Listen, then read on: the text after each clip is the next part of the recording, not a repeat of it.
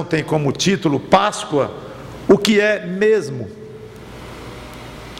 Na cultura de hoje, o maior símbolo da Páscoa é de longe o ovo de chocolate. Depois, no segundo lugar, vem o coelho. Isso tem apoio bíblico? Zero.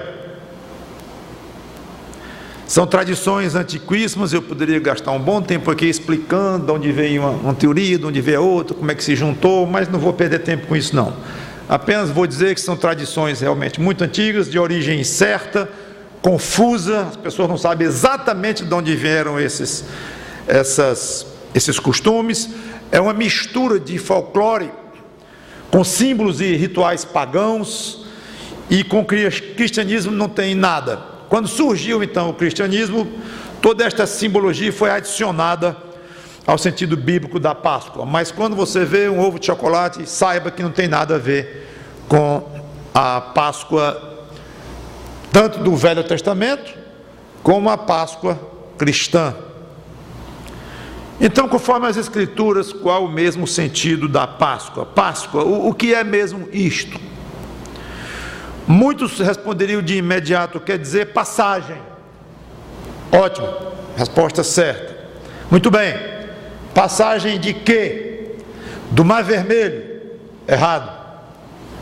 Êxodo capítulo 12, versículos 1 a 13, vai explicar precisamente o que é Páscoa, ou já que nós dissemos que Páscoa é passagem, então vai explicar precisamente passagem de quê?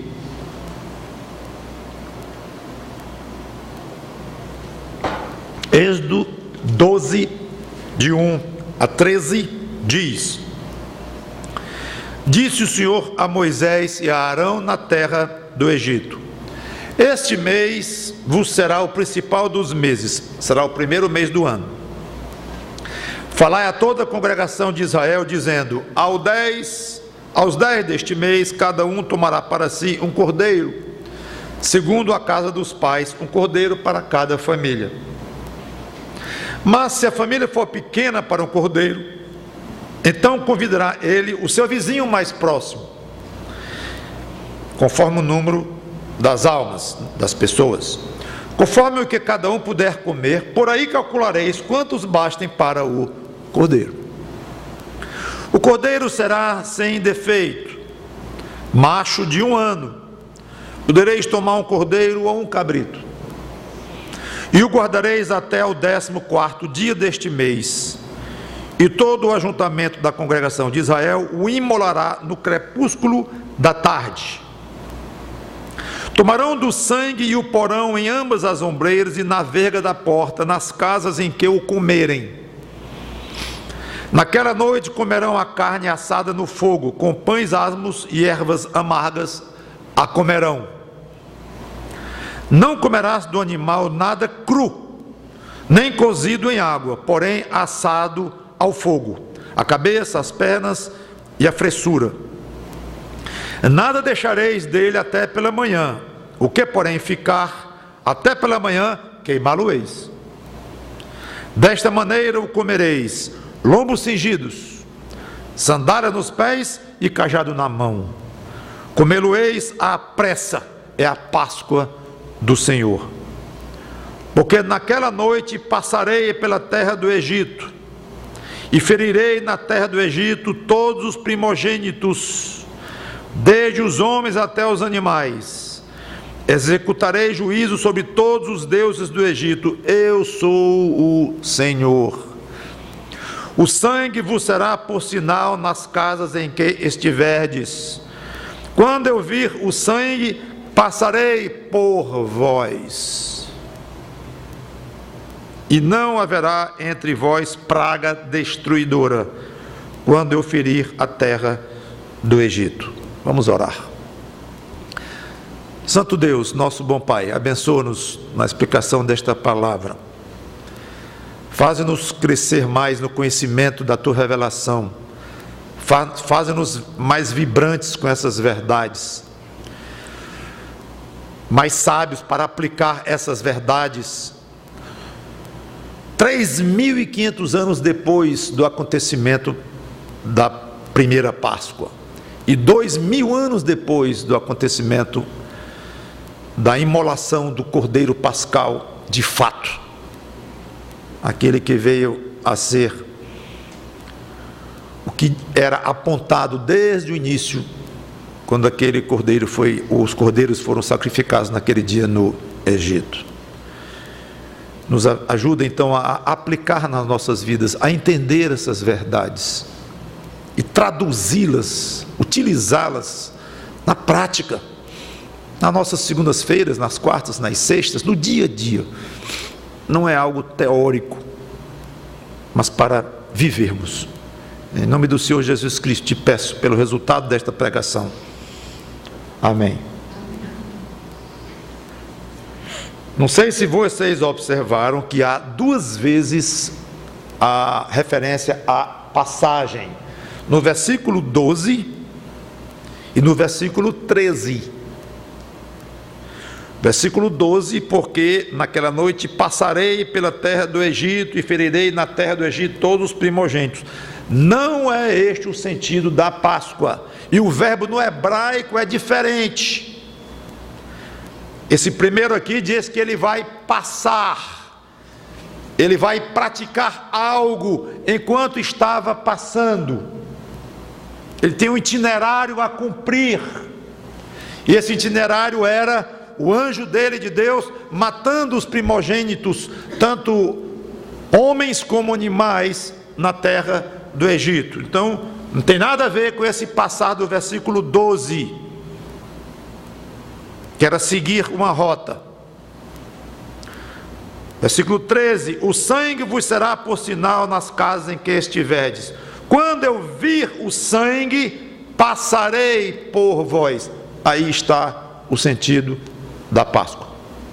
Êxodo capítulo 12, versículo 13. Passar por cima é pessar, no hebraico, de onde veio, acabou ficando Páscoa no nosso português. Poupar, passar por cima de, no sentido de não enfrentar ou não fazer alguma coisa contra, pular por cima. Talvez até no nosso sentido português, passar por cima pode ter a ideia de o fulano foi atropelado, que veio um carro e passou por cima dele. Não é o sentido, é pular por cima, evitar. Esse é o sentido da Páscoa. Iria acontecer ali, naquela noite, a 10ª praga no Egito, que seria a morte dos primogênitos.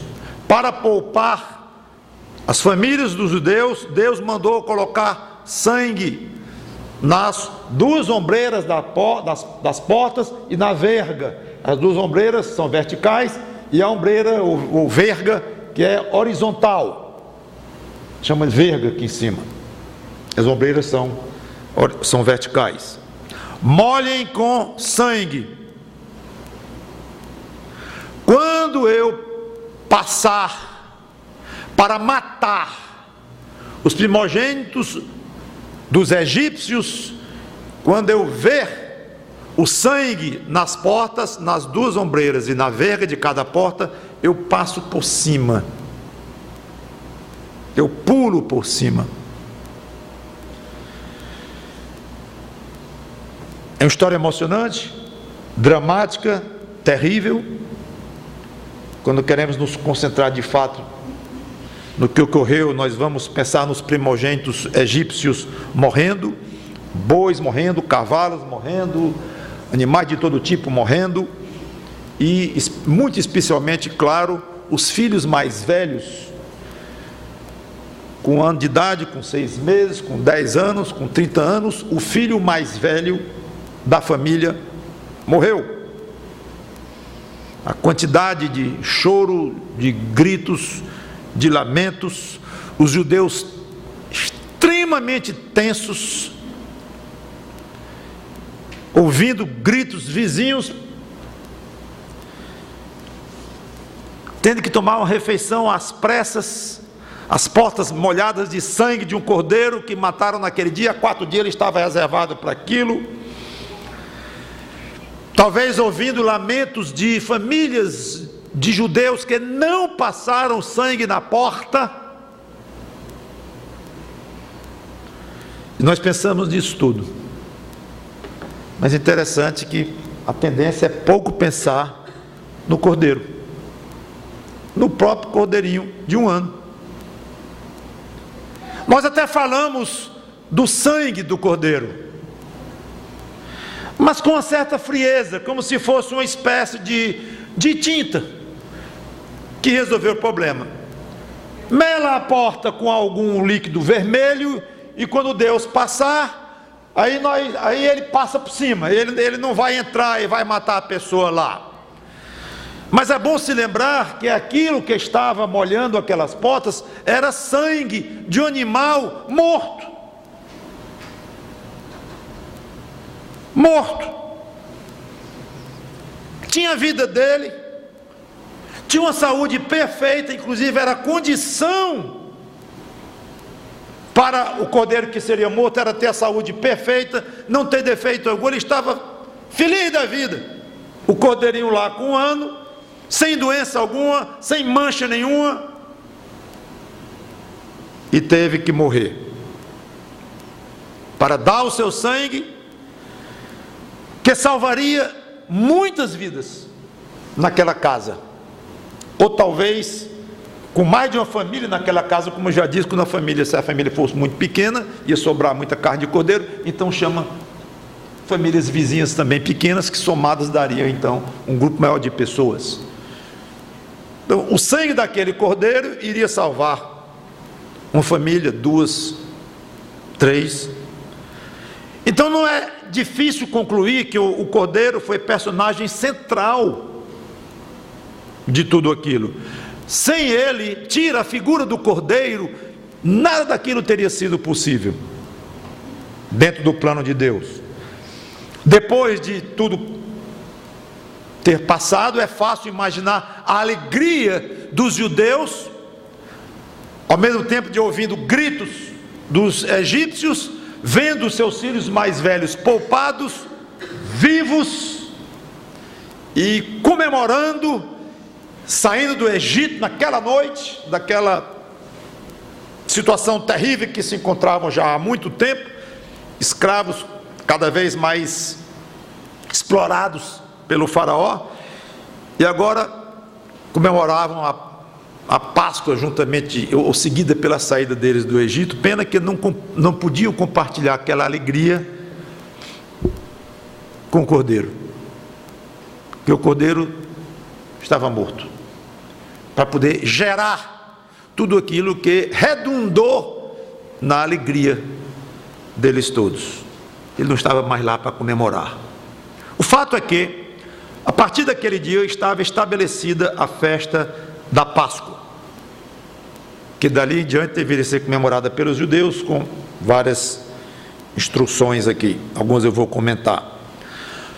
Observe que a Páscoa não era um fim em si mesmo, mas era um símbolo muito mais profundo de alguma coisa que iria ocorrer no futuro.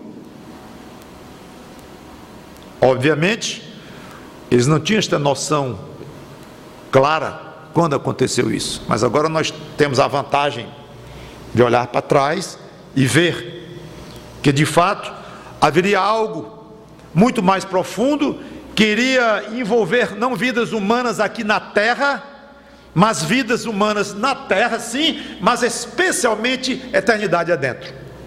Não era apenas uma questão de morte ou salvação nesta vida, nesta terra somente. A parte desta vida, a parte desta terra, seria o aspecto pequeno, miúdo, do que viria lá na frente, com relação a este assunto aqui de Páscoa. E como a Páscoa original, no centro desse acontecimento estará também um cordeiro. Qual seria a passagem mais direta do Novo Testamento que fala que Cristo é o Cordeiro da Páscoa. 1 Coríntios 5 e 7.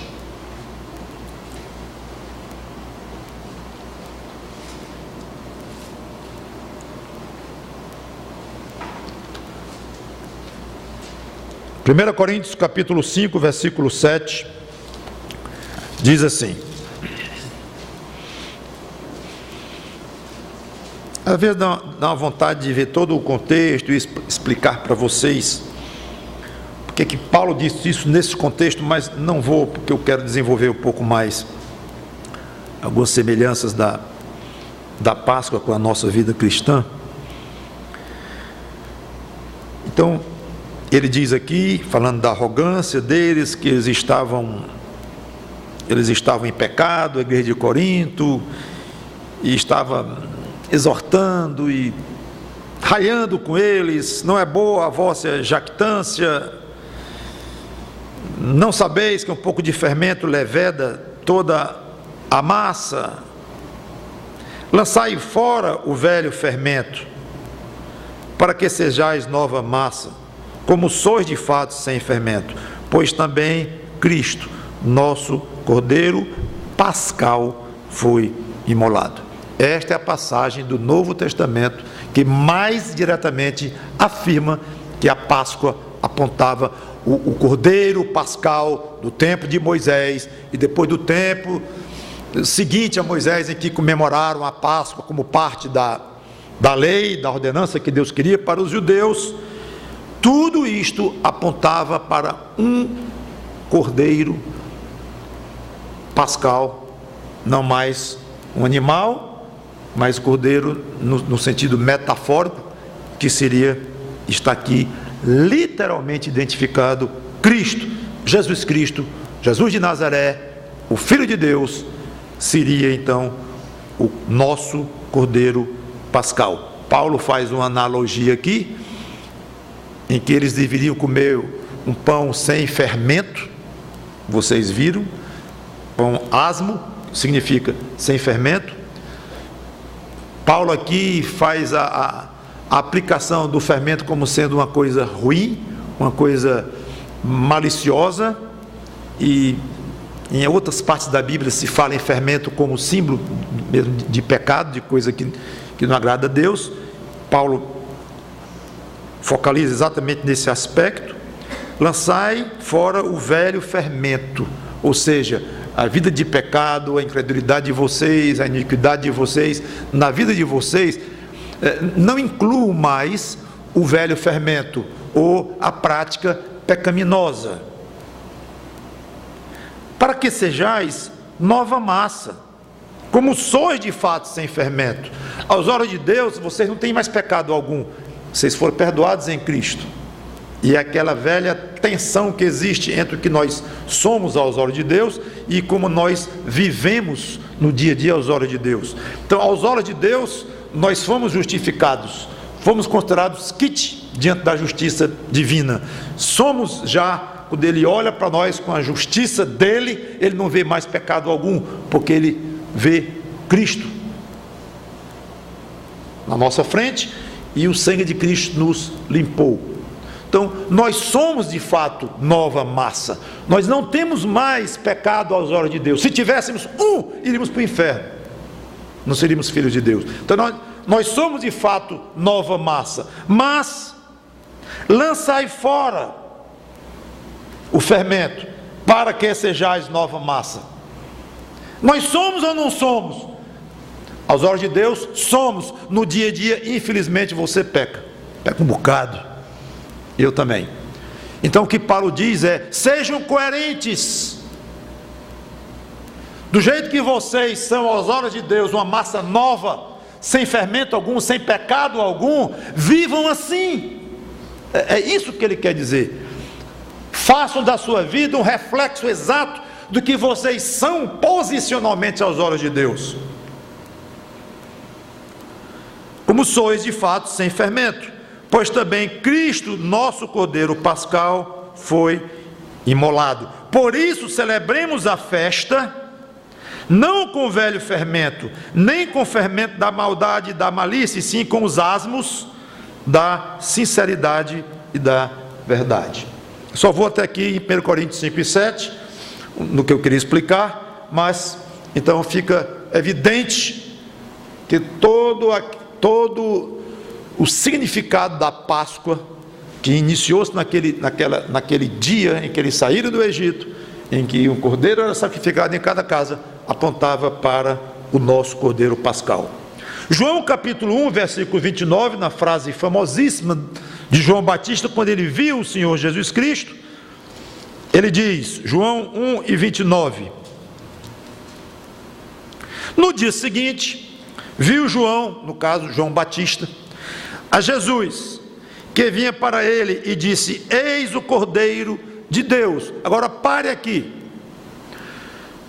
porque ele chamou aquele homem que ia passando, que era ninguém menos do que Jesus de Nazaré, por que ele disse, eis o Cordeiro de Deus?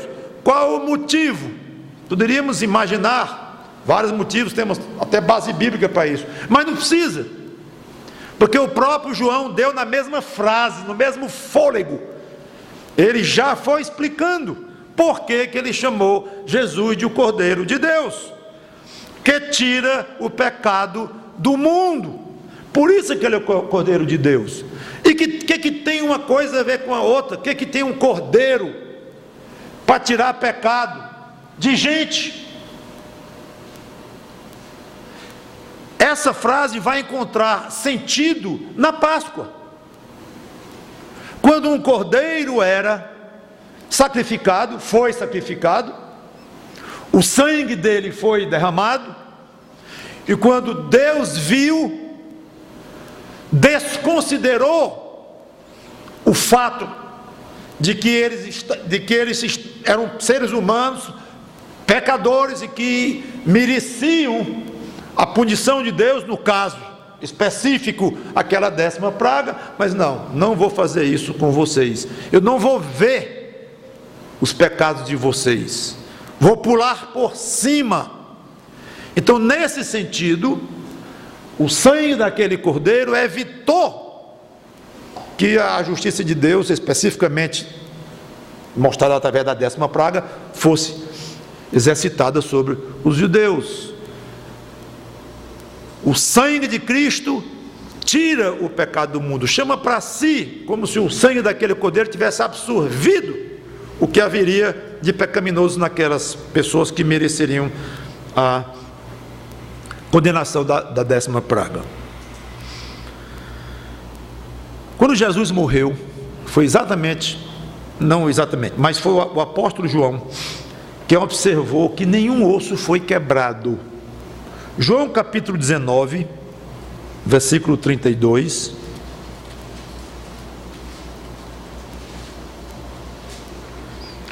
João 19, 32.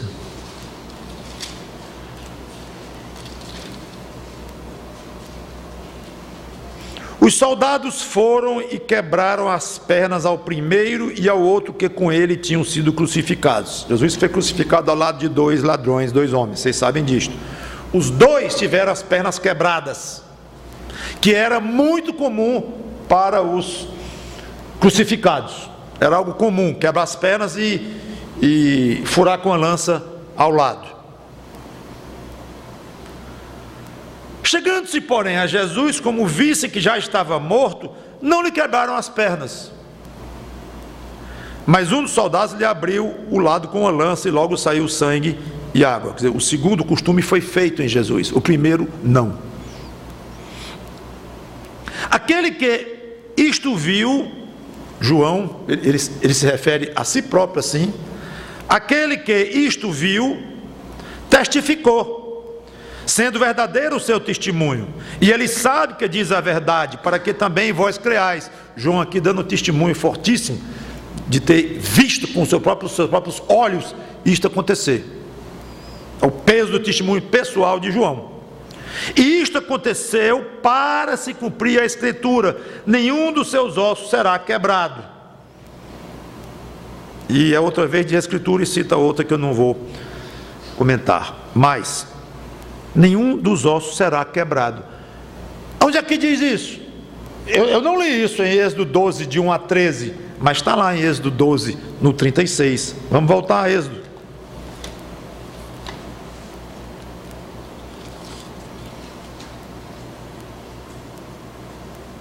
Êxodo 12, 36, o mesmo capítulo. Agora, no final, ele repete, ou antes do final, mas já para o final do capítulo, ele repete e ele acrescenta algumas ordens com relação à comemoração da Páscoa. Aí ele diz no versículo 36, 46, desculpem: o cordeiro há de ser comido, 46, Êxodo 12, 46, o cordeiro há de ser comido numa só casa. Da sua carne não levareis fora da casa, nem lhe quebrareis osso nenhum. Então era proibido quebrar o osso, os ossos do cordeiro. 1500 anos depois, Jesus está numa cruz, crucificado ao lado de dois homens. Nos dois homens fazem o que era costume fazer com os crucificados: quebram as pernas e furam o lado. Não quebraram as pernas de Jesus, porque ele já estava morto, mas furaram de lado. Não fizeram um, mas fizeram outro costume. Aí João viu o apóstolo e disse: epa, isso aqui está escrito. Há 1500 anos Deus proibiu de quebrarem os ossos do cordeiro da Páscoa. Não foi quebrado um osso de Jesus Cristo para cumprir aquela ordem de Deus. Esse é o nosso cordeiro da Páscoa. Uma associação absolutamente direta entre o cordeiro pascal e o Senhor Jesus Cristo. Por que era proibido quebrar os ossos do cordeiro? E qual a aplicação disso para o Senhor Jesus Cristo? Não sabemos bem. Talvez por causa da pressa que eles tinham de sair. Havia o costume de comer o tutano, que ainda hoje algumas pessoas fazem isto, que é uma parte interior aos ossos, inclusive com muita proteína e com muita energia alimentar. Eles faziam isso. Então, pode ser que não havia, pode ser não, que não havia tempo, não havia. Pode ser por isso, pelo fato de não haver tempo. Outros, então ficou esta ordem, e o fato de ter acontecido com Cristo foi simplesmente para provar que ele era o cordeiro pascal. É interessante que alguns dizem: não, mas Jesus fez as coisas, e dizia: isso foi para que cumprisse a Escritura. Ora, mas ele sabia como era a Escritura, então ele fazia igualzinho. Era o contrário. Eu estou cumprindo isso aqui porque a Escritura diz, eu estou cumprindo isso aqui porque a Escritura diz. Isso não tem muito valor não, qualquer um podia fazer aquilo. Muito bem, e depois de morto? Não quebraram os ossos dele, porque estava morto.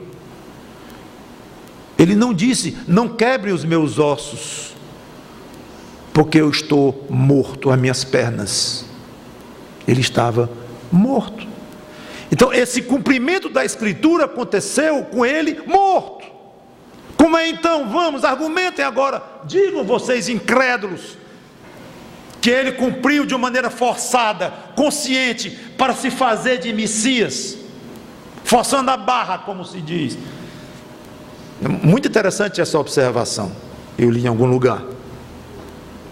Para se cumprir a Escritura. Alguns acham que era uma maneira de Deus não ter mais permitido o abuso sobre ele. A última coisa que Deus permitiu foi a lança ao lado dele, mas o quebrar dos ossos não. Aí alguém já acha, né, é para mostrar que o vigor dele não foi totalmente quebrado, 100%. Aí já entram algumas especulações que não vale a pena nós tentarmos imaginar, porque a Bíblia não revela o motivo exato. Talvez tudo que Deus queria era isso mesmo, mostrar que uma profecia ou que uma ordem que ele tinha dado para um tipo de Cristo, que era o Cordeiro Pascal, iria ser rigorosamente cumprida do antitipo. Antitipo é aquele do qual o tipo é modelo. Então iria ser cumprido em Cristo, depois dele morto, sem nenhum mais controle sobre a situação. Então a analogia é clara, voltando para o sentido geral de Cristo ser o Cordeiro Pascal. Com o seu sacrifício, ele derramou o seu sangue para libertar muitos da morte eterna. Quem crê em Cristo é como se colocasse o sangue dele sobre a sua própria alma, sobre a sua própria pessoa. Deus, ao condenar as pessoas pelos seus pecados, exercendo a sua justiça, da qual ele tem todo o direito de fazê-lo, ele passa por cima, ele pula sobre aquela pessoa em que ele olha e tem o sangue de Cristo na sua alma, e poupa aquela alma da maneira como poupou os primogênitos dos judeus na época. É interessante que não bastava matar o cordeiro, derramar o sangue dele. Pronto, vamos até aqui. Eu não posso melar a casa por motivo tal ou tal, não vou fazer, mas eu fui até aqui, Senhor, eu obedeci, reservei no dia 10 do mês, eu reservei o cordeiro, guardei o cordeiro 4 dias ali trancadinho, no dia 14 eu matei o cordeiro, tudo como foi feito. Agora, esse negócio de melar a porta, isso eu não entendi bem, e acho que não tem muito sentido não, e isso eu não vou fazer não, mas eu derramei o sangue do cordeiro. Muito interessante isto. Tem que fazer tudo o que Deus mandou, e o passar do sangue na porta mostra um passo além de simplesmente ir até um certo ponto do que Deus disse e obedecer um pedaço do que Deus mandou. Imaginem vocês se naquela casa em que mataram o cordeiro, derramaram o sangue do cordeiro e não pintaram a porta. Imagine se o primogênito daquela família iria ser poupado. Iria não. Uma obediência até o ponto máximo, mas não chegou lá, não aplicou o sangue nas ombreiras e na verga da porta. Aquele que não aplica o sangue de Cristo na sua própria alma não é salvo, vai para o inferno. Acreditando em Cristo, crendo em Cristo, adorando Cristo como Deus, como uma criatura deve adorar o seu Deus,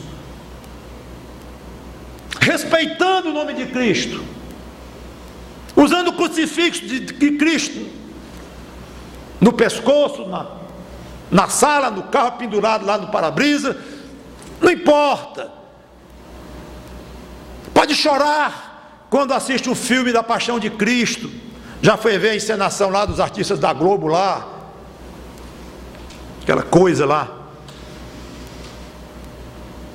Pode ter até um certo carinho com o nome de Jesus Cristo, não importa, isso equivale a chegar só até um ponto. Eu matei o cordeiro e vi o sangue dele ali, mas não apliquei na minha porta como Deus mandou. E como é que eu aplico o sangue de Cristo na minha porta?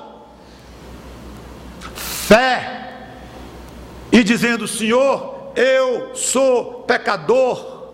Fé que inclui isto: eu sou pecador, mereço morrer, mas pela tua graça tu vais me salvar. Eu sei que sou, eu me arrependo disto, eu não quero estar longe de ti, eu não quero que tu me condenes, não quero enfrentar a tua condenação, mas eu não posso fazer nada. Ele pode, fez, está ali, pois eu acredito, creio, e eu aplico aquele sangue sobre mim, entendendo que ele tem poder de perdoar os meus pecados. Mas se ficar só nisso, de acreditar em Jesus, achar que ele foi muito bonzinho, vai para o inferno achando Jesus Cristo muito bonzinho, Não tenha dúvidas. Mais 3 analogias sobre o Cordeiro Pascal e a pregação encerra. Devia ser sem defeito. Já li a passagem, versículo 5. Vamos a 1 Pedro, capítulo 2, versículo 22.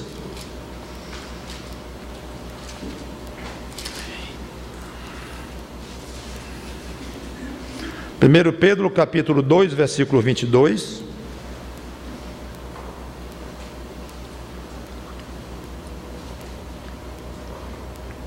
(21 e 22). Porquanto para isto mesmo fostes chamados, pois que também Cristo sofreu em vosso lugar, deixando-vos exemplo para seguir os seus passos, o qual não cometeu pecado, nem dolo algum se achou em sua boca. Pronto. Analogia perfeita. O cordeiro tinha que ser perfeito, sem nenhum defeito. Cristo não teve defeito algum moral, espiritual, de nenhuma ordem. Quando pensar em Cristo, pense alguém perfeito em todos os aspectos. Perfeito. 3. Isso é interessante. A Páscoa era exclusiva para Israel. Volte lá, Êxodo capítulo 12, versículo 42 e 43, que diz assim, eu já cheguei, não vou lhe esperar muito não. Êxodo 42 e 43.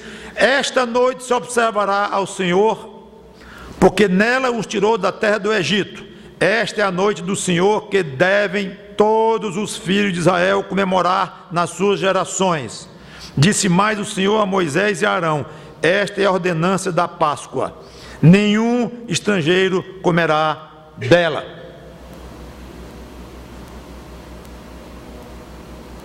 Porém, todo escravo comprado por dinheiro, depois de o ter circuncidado, comerá dela. O estrangeiro e o assalariado não comerão dela. Ou seja, era para Israel e somente para Israel. Mas Deus admitiu exceções. Um escravo comprado e um estrangeiro hóspede, desde que circuncidados, poderiam então participar. Versículo 48. Porém, se algum estrangeiro se hospedar contigo e quiser celebrar a Páscoa do Senhor, seja-lhe circuncidado todo macho. E então se chegará e a observará, e será como o natural da terra, mas nenhum incircunciso comerá dela. Ou seja, se eles estavam dispostos a cumprirem a exigência mais básica que havia para um judeu macho, obviamente, era ser circuncidado. Você concorda em ser circuncidado, seu estrangeiro? Concordo. Então vamos lhe circuncidar. Você pode ter 2 anos de idade, 10, 20, 100. Você concorda em circuncidar e você pode participar da nossa Páscoa. Tudo bem. Se não, eu não quero me identificar a este ponto com os judeus, então não participe. A salvação, a analogia que eu quero fazer, ela é exclusiva para a igreja do Senhor Jesus Cristo. Em Atos capítulo 20, versículo 28, diz que o próprio Deus comprou a igreja dele com o seu sangue. Atos 20 e 28.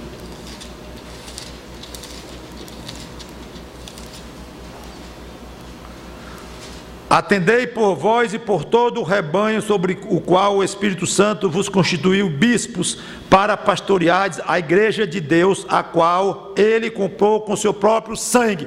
Cristo comprou a igreja com o próprio sangue. Que sangue? O sangue pascal. Então o sangue do Cordeiro Pascal de Cristo, que foi derramado, ele é utilizado na compra de almas que passam a pertencer à igreja. Então a salvação de Cristo é exclusiva à igreja.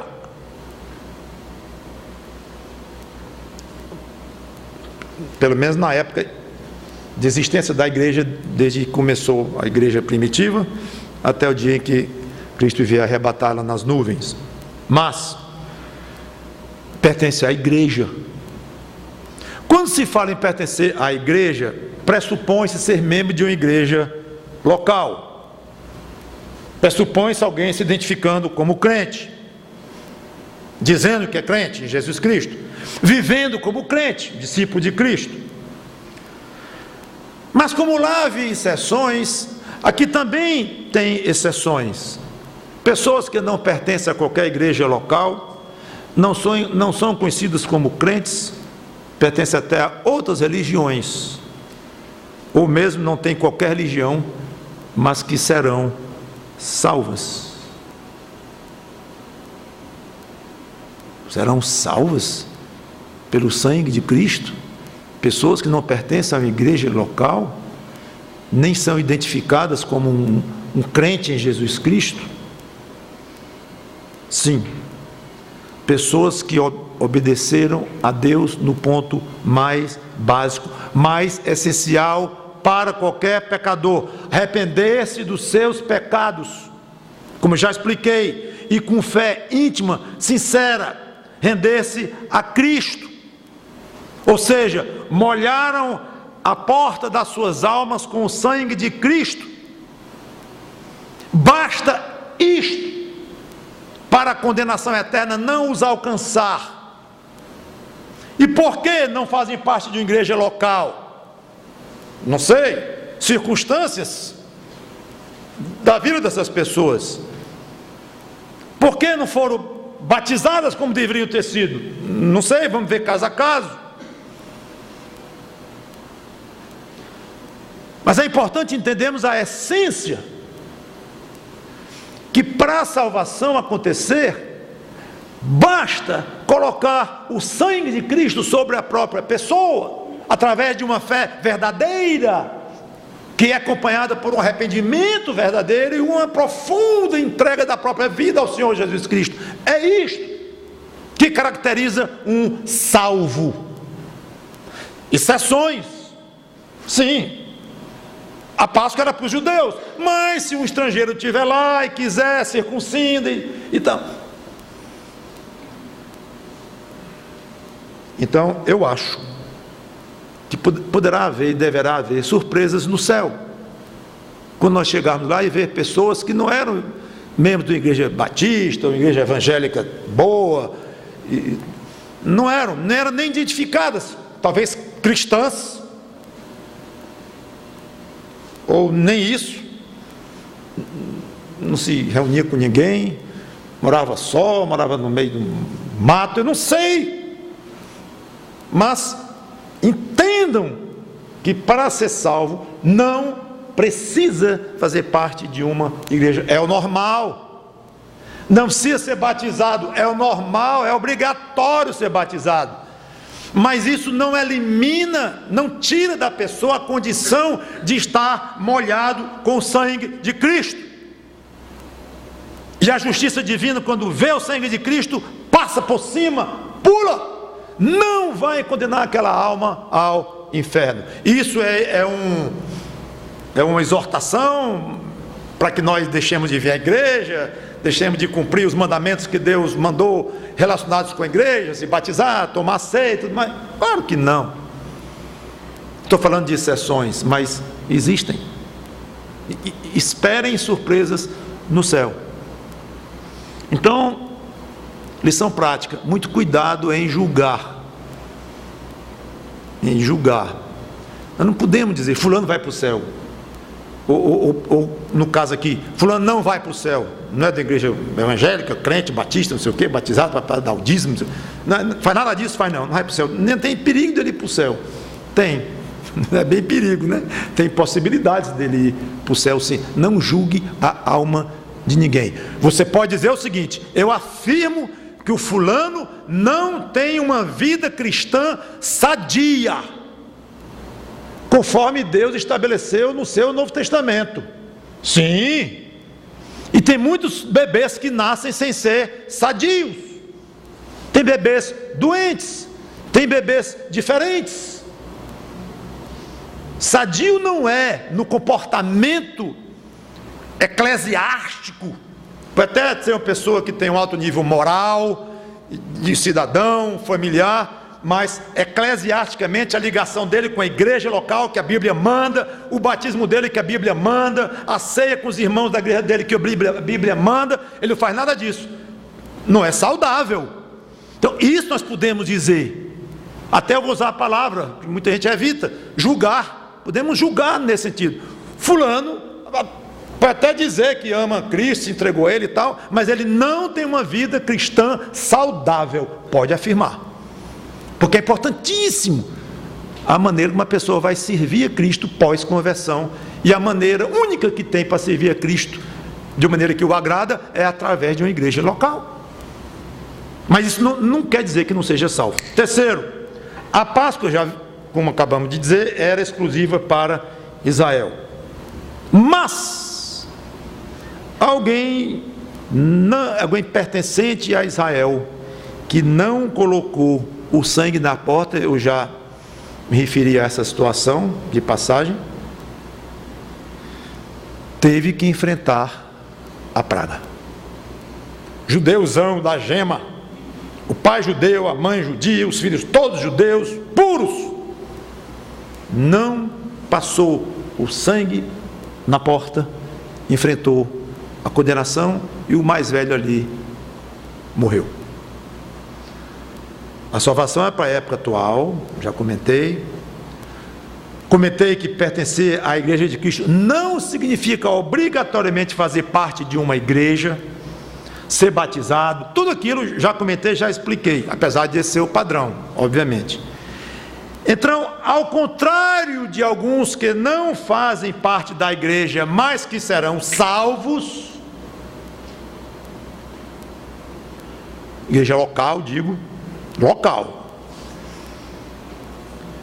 Alguns que fazem parte de uma igreja local não serão salvos.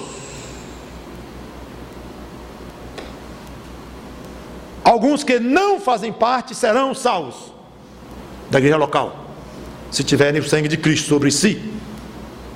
Pelo mesmo motivo de ter que ter o sangue de Cristo sobre si, muitos que fazem parte da igreja local, veteranos na igreja local, batizados na igreja local, ceia todo mês na igreja local, diácono na igreja local, pastor na igreja local, não interessa. Muitos que fazem parte de uma igreja local, excelente igreja, pessoas excelentes também, bom marido, bom pai, bom irmão, boa pessoa, excelente cidadão, não vai para o céu. Por quê? Porque não molhou a sua alma com o sangue do Cordeiro Pascal. Isso só quem sabe é Deus, com a sua justiça. Eu não consigo olhar para o coração de um irmão aqui e ver o estado dele de salvo. Você não consegue olhar para mim e dizer: o pastor Mauro efetivamente molhou a alma dele no sangue de Cristo. Você não consegue ver. Pode ter evidências de todo jeito, comportamento, testemunho, doutrina, confissão de fé, um monte de coisa, mas não vê. Não vê. É absolutamente invisível a não ser para Deus. Então, esse vai lhe perscrutar no dia certo. É apavorante a ideia de Deus olhar para alguém tido como crente há muito tempo, filho de crentes, neto de crentes, batizado com grande pompa, com festa depois em casa. Deus olhar e diz: cadê o sangue de Cristo aqui? Onde é que está o Cordeiro nesta vida? O sangue do meu filho na porta desta vida?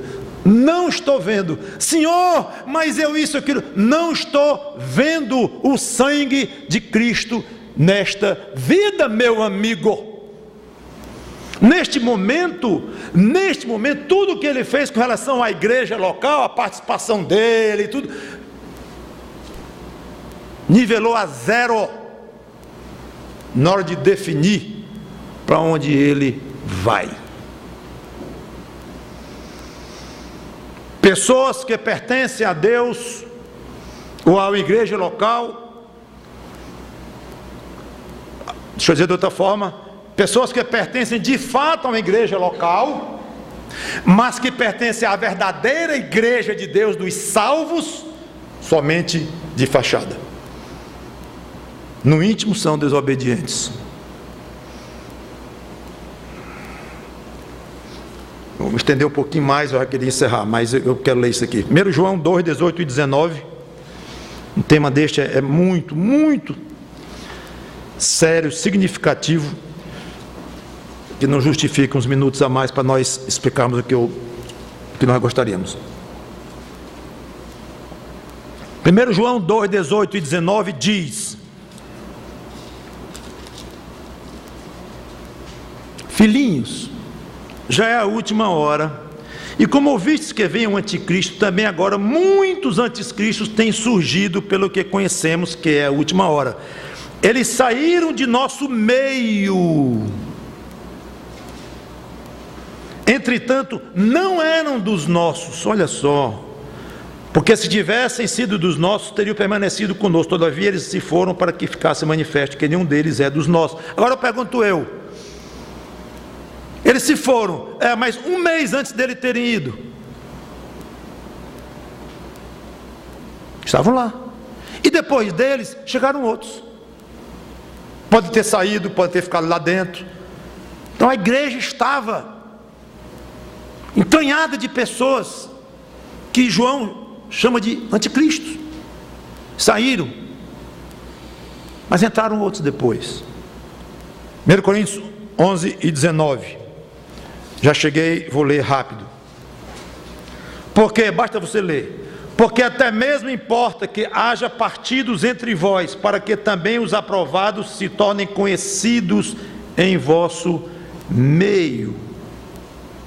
Estava falando de divisões na igreja antes. Divisões, aqueles que são de fato, aqueles que não são. Então não é novidade no Novo Testamento isso. Atos capítulo 20, versículo 30. Já cheguei, diz assim: e que dentre vós mesmos se levantarão homens falando coisas pervertidas para arrastar os discípulos atrás deles. Ou seja, a igreja tem pessoas que jamais passaram pelo plano básico de salvação, jamais molharam as suas almas no sangue de Cristo. Não é comum, mas acontece de alguém que depois de muitos anos frequentando a igreja se converte. Aconteceu o caso de pastor, eu conheci anos e anos aqui, missionário. Aí num acampamento, na hora de um apelo, ele levanta a mão. As pessoas não quiseram acreditar. Como pode?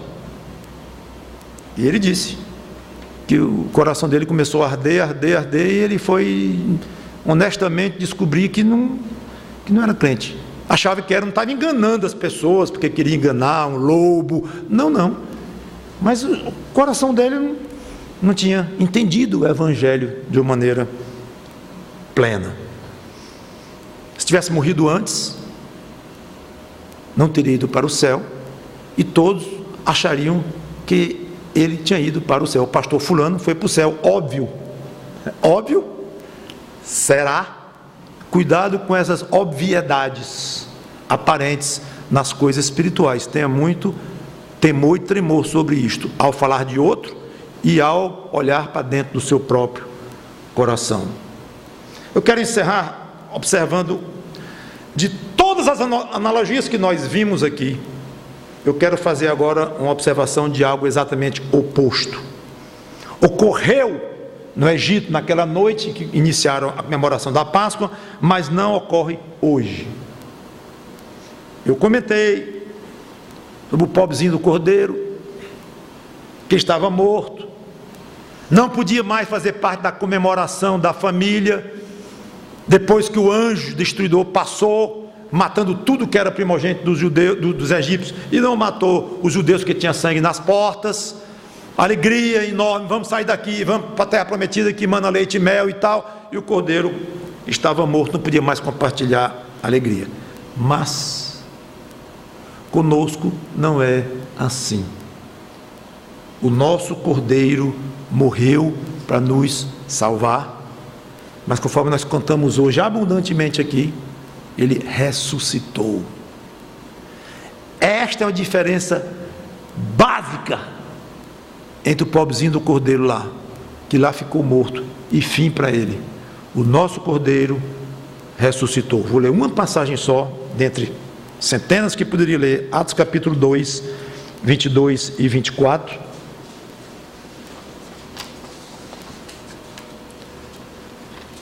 Que diz assim, Atos 2, 22 a 24: varões israelitas, atendei a estas palavras. Jesus, o Nazareno, varão aprovado por Deus diante de vós, com milagres, prodígios e sinais, os quais o próprio Deus realizou por intermédio dele entre vós, como vós mesmos sabeis, sendo este entregue pelo determinado desígnio e presciência de Deus, vós o mataste, crucificando-o por mãos de iníquos, ao qual, porém, versículo 24, Deus ressuscitou, rompendo os grilhões da morte, porque não era possível fosse ele retido por ela. Ele ressuscitou. E nós falamos de alegria dos judeus, que o cordeirinho não participou lá, mas o nosso ressuscitou, e com muita alegria. Eu faço questão de observar isso. Tem mais duas passagens aqui que eu não tinha percebido, mas eu quero ler. Isaías capítulo 53, versículo 10, que diz assim: todavia ao Senhor agradou o moê-lo, basta você ouvir se quiser, fazendo-o enfermar. Quando der ele a sua alma como oferta pelo pecado, verá a sua posteridade e prolongará os seus dias, e a vontade do Senhor prosperará nas suas mãos. Versículo 11: ele, o próprio Cordeiro, o Messias, Cristo, verá o fruto do penoso trabalho de sua alma e ficará satisfeito. E a passagem continua, mostrando a alegria do Cordeiro, depois de ressuscitado, olhar para trás, ver o penosíssimo trabalho da sua alma produziu, a salvação de tantos. E Hebreus 12 e 2,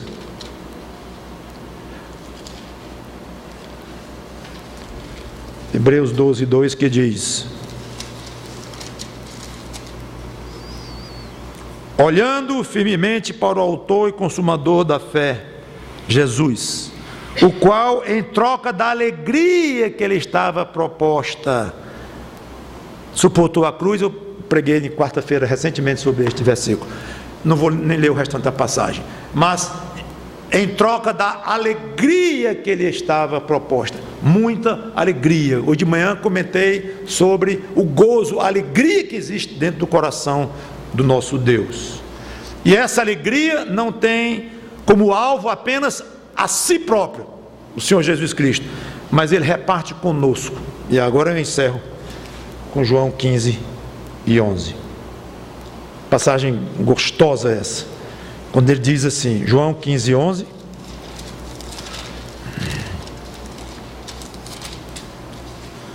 tenho-vos dito estas coisas para que o meu gozo, a minha alegria, esteja em vós, e o vosso gozo seja completo.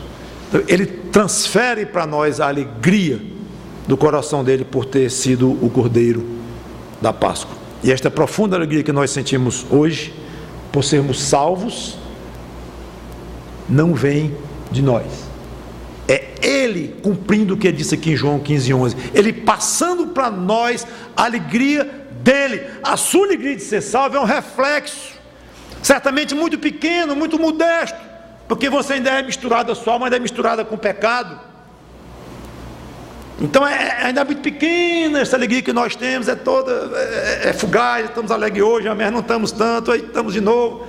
Graças a Deus por essa alegria, por esse gozo, que seria nós sem isto, mas não é nada comparado com o gozo que teremos lá. Pois bem, este gozo que você tem agora aqui, já é um ar novo, uma delícia nesse mundo perdido que você sente. Não vem de você, não foi gerado por alguma coisa boa, intrínseca a você, Esta alegria que você tem no coração por ser salvo, vem dele. Ele reparte, ele dá um pouquinho da alegria que ele tem no coração dele para você. Cada vez que você se sentir alegre em Cristo, diga assim: obrigado, Senhor, porque recebi agora um pouquinho desta tua alegria. Eu não tenho nada para gerar em mim mesmo tanta alegria, tanto gozo. Tu tens e me dá. Muito obrigado. É assim que devemos fazer. Então, que Deus nos abençoe ao refletir essas coisas, lembrar que nós fomos salvos pelo Cordeiro de Deus que tira o pecado do mundo, e levar amigos, tentar levar amigos, parentes, queridos que não creem nessas coisas no sentido máximo de jogar para a própria alma, como já expliquei.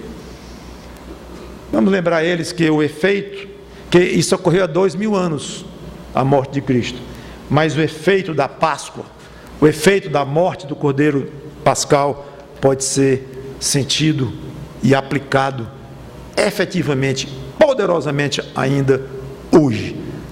Qualquer dia é dia, qualquer hora é hora para alguém dizer: Senhor, eu quero esse sangue sobre a minha alma, e agora eu estou justificado, e tua justiça não vai mais me condenar, porque ela vai passar por cima, ela vai olhar, não ver mais pecado, porque tu me limpaste com teu sangue. Vamos orar. Obrigado, Senhor Deus, pela tua palavra, e que tanta coisa que foi dita aqui seja útil para as nossas vidas. Salva pessoas que não têm ainda tido em suas almas o efeito salvador do sangue de Cristo sobre si mesmo. Pode crer nele, gostar dele, simpatizar com ele, orar para ele, rezar para ele, em nome que queira dar, carregar símbolos que apontam para ele, uma suposta foto dele, desenho, uma imagem artística, um terço, uma cruz. Nada disso vai resolver se a pessoa não disser: Senhor, mela minha alma com o sangue de Cristo e passa por cima da minha condenação, me leva para o céu juntamente com aonde o Cordeiro está. É em nome de Cristo, deste Cordeiro eterno, maravilhoso, que eu te peço e te agradeço. Amém.